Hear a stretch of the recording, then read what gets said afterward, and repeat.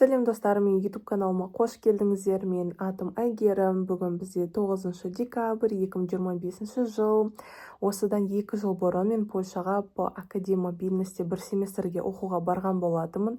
Сол ең басында түсірген влогтарды тауып, монтировать етіп, осы 2 жыл өте келе енді салайын деп жатырмын. Бұл влог негізі қызықты болады, себебі Польшадағы ең бірінші күндерімді түсірдім. Бірінші сабаққа барғаным, шопингқа барып керекті заттарымды алғанымды. Сосын тюрковедениеда оқитын поляктар, қазақтар, қырғыздар, түріктер үшін Наурызды ұйымдастырғаны клубта, солдағы отрывоктарды саламын. Сосын Польшада бір Мальборк деген кастл бар, яғни замок бар. Ол жерге біз экскурсиямен барамыз. Қосымша студенттер ақша төлейміз, есімде жоқ. Бірақ сол жерден де бір-екі моменттер бар, соларды влогқа салып, бүгін бір үлкен влог салайын деп жатырмын. Поэтому приятного просмотра. Бүгін понедельник, мен бірінші сабаққа келдім. И то мені сабаққа кіргізсе жақсы болады. Әйтпесе мен сабақсыз қаламын. Мынандай корпус, бұл географияның корпусы. Что-то адам жоқ, что-то мен ештеңе түсінбей жатырмын. Мен әйтеуір кешікпей келдім. Мынандай корпус әдемі. Мынандай адамдар тұр. Осында оқимын деп үміттенемін. Unit here, second section, your job and your company. We begin with describing one's job. And there are videos here, so you don't print them. Just describing your job, speaking task. This is a Word document, so you prepare this one. The rest is hidden from you. I will later homework. Describing a company. Біз қазір группаластарымызбен тамақ жеуге келдік. Say hi. But yeah, we have traveled, yeah. Біз қазір Познай плазаға келдік. Жерлерді аралап жүрміз. Қазір Сефораға келдік. Косметика сатып алдық. Біз қазір местный Марвинға келдік. Мен өзіме ұнайтын кітапты алдым. Ағылшыншасын. Кітап дегенде бұл кішкене комик сияқты. Өте үлкен. Біз Марвин сияқты, өзіміздің Марвинімізде жүрген сияқты әртүрлі кітаптар қарап. Бірақ ағылшынша кітаптар тұратын бір ғана полканы көрдім. Қазір басқа да іздеп жатырмын. Кітап алсам, енді ағылшынша аламын. Вот.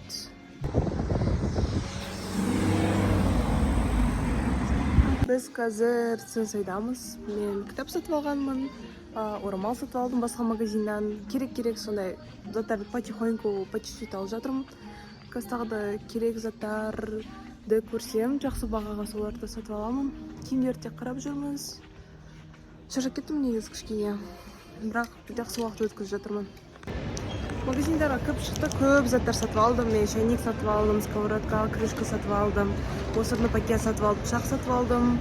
Сосын тағы да көрсетем распаковкада заттар. Вот. Көп заттар сатып алдым. Бүгінгі күн өте продуктивті өтті. Өткені бүгін сағат 11:30-да шықтым үйден. Қазір сағат уже 8 болды. Үйге барғанша 8 болады. Сосын қазір үйге қайтамыз. Бұл күшті екен торговый центр, галерея Песка деп аталады. Сонда болдық. Қазір енді мен астына түсіп бара жатырмын трамвайға отыруға. Уже общежитиеға барамын. Вот, и жақын жерде уже Познай плаза бар. Тоже оған жаяу бардық. Біз қазір общежитиема дейін кішкене алыс екен, 17 минут жаяу. Трамваймен барам, сосын өзімнің станциямнан түсемді, тағы жаяу жүрем. Вот, міне мен пакеттерім. Ауыр, өткені шайник сатып алдым. Вот, карандаш, осында. Мен негізі всегда қасымды тенмен бояйым. Сосын бірінші рет карандашты алып тұрмын, енді карандашпен бояп көрем. Бұның бағасы есімде жоқ, может 4000-5000 теңге тұрды. Шайниктің, если что, гарантиясы бар деді, так что уайымдамаймыз. Осында алдым, негізі кішкентай алайын дедім, бірақ осы арзан болып тұрды. И ала салдым, бұның бағасы, если честно, есімде жоқ. Где-то 6000 теңге ма сондай болды. Қазір кофе ішіп жатырмыз. Қазақстан шоколадымен. Вот. Мен бұл адамдардың барлығын өзім шақырдым. Нам барлығы мен достарым.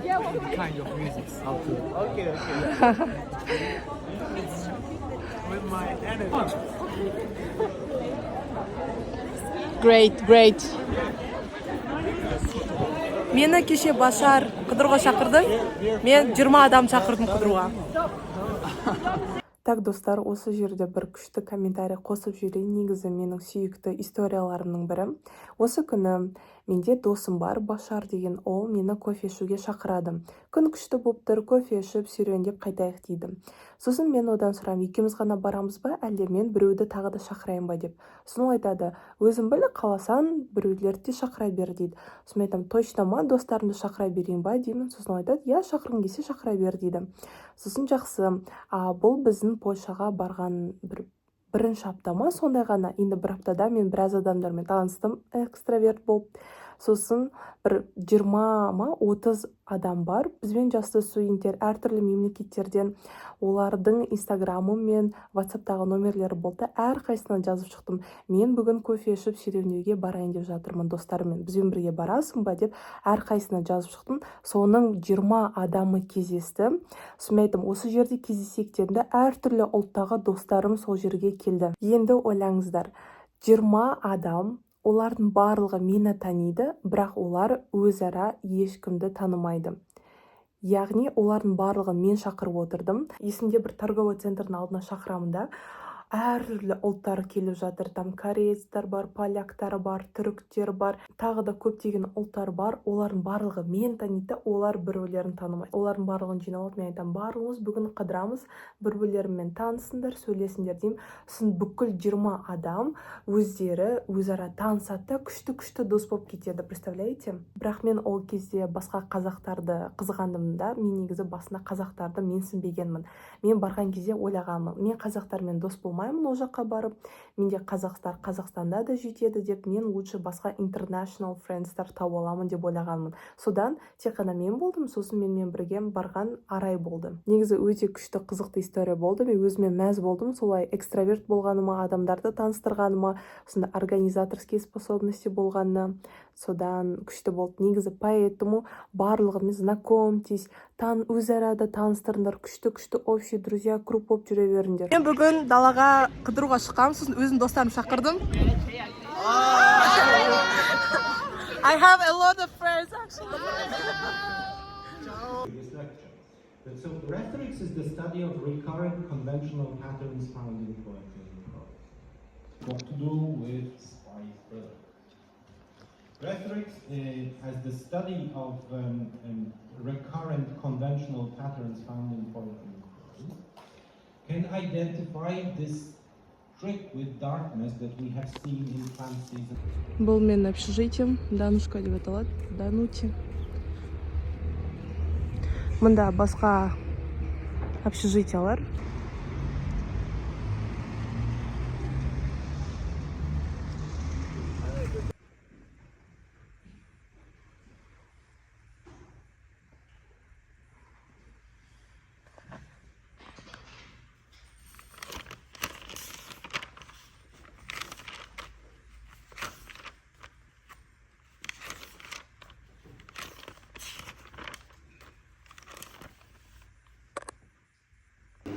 Мен киімді уже 3-ші рет жуайын деп жатырмын. Ана жолы мынандай ленор сатып алдым. Гүлдердің иісімен. 3-ші рет жуайын деп жатсам да қиналып, әзер қостым ғой. Әйтеуір дұрыс дедім деп ойлаймын. Өйткені мен басында 7-ге төлеп қойдым деп ойладым. Сөйтсем менікі 5. Мен өйткені 7-де 2-ші рет жуғаным киімді. Мен қазір 5-те жуып жатырмын.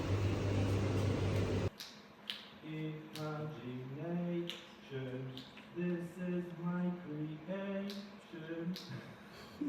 She is missing. Well, you can see where the missing syllables are. This is quite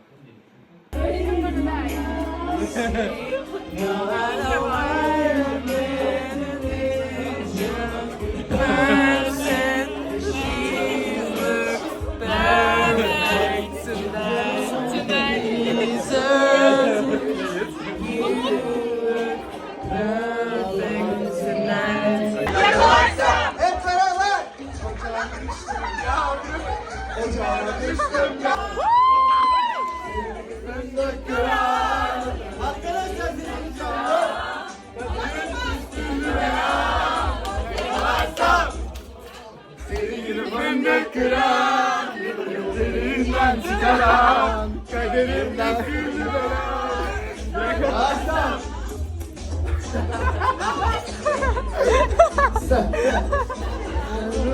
Sıcağına düştüm Kucağına düştüm More. More? Yes, like more stronger. Yeah. Ah. Fine. Do you like it? Yeah, thank you.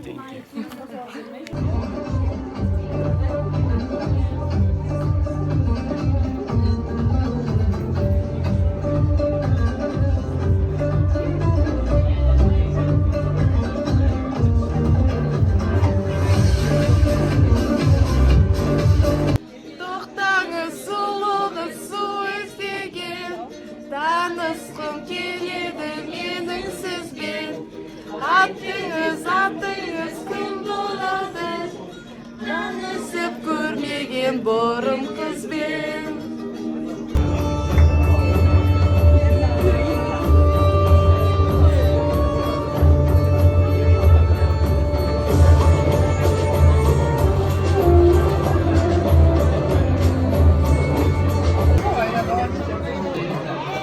Біз тамақ ішіп жатырмыз. Wanna say hi?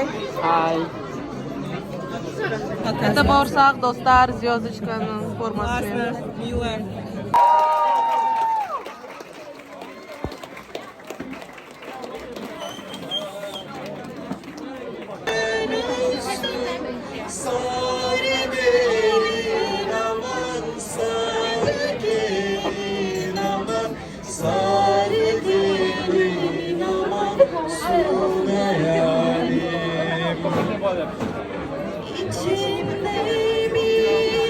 No i to jest śpiew turecki ładny kobiety.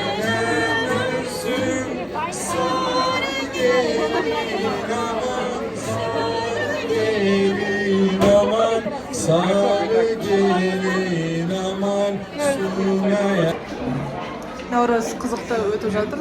Клубта, барда. Түріктер мен қазақтар барлығын тойлап жатыр. Өте қызықты. Әйтеуір барлығы мақтап, менің көйлегімді ұнатып жатыр.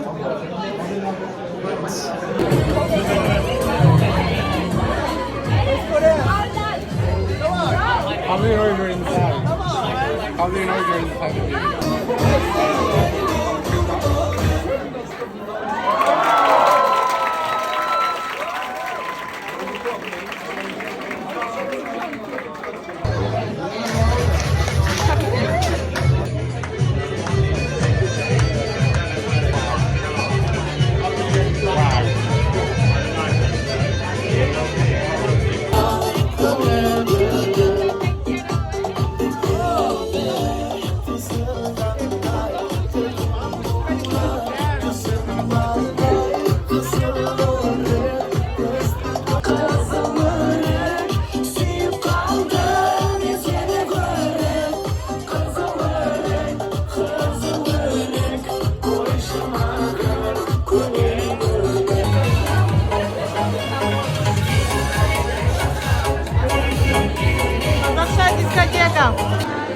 Бүгін Кореяда бір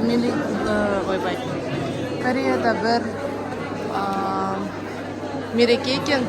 Соған біз бір факультетке келдік, мен кореян подругамен. Адам көп, бірдеме тойлаймыз, бірдеме жасаймыз, тамақтар ішеміз.